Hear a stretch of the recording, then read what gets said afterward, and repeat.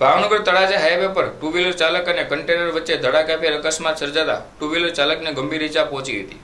Talaja highway પર કોબડી નજીક ટોલનાકા પાસે સર્જાયેલ અકસ્માતમાં થોડીવાર માટે ટ્રાફિક જામ થઈ સર્જાયો હતો અને લોકો દ્વારા 108ને જાણ કરાતા ઘટનાસ્થળે પહોંચી હતી। જોકે આ અકસ્માતમાં એકનું મોત થયું હતું અને એકને ગંભીર ઈજા પહોંચતા સારવાર માટે સલટી હોસ્પિટલ ખાતે ખસેડવામાં આવ્યા હતા।